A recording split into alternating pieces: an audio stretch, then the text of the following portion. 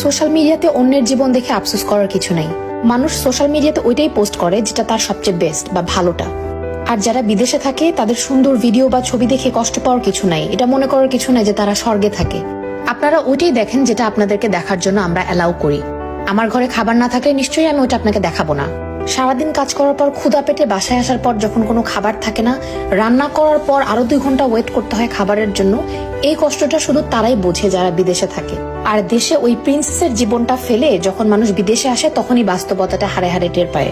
আর যারা বিদেশে থাকে তাদের যে কি কষ্ট, ঘরে বাইরে সমান তালে কাজ করতে হয়, এটা আপনি যতক্ষণ না পর্যন্ত বিদেশে আসবেন ততক্ষণ পর্যন্ত আপনাকে বোঝানো সম্ভব না।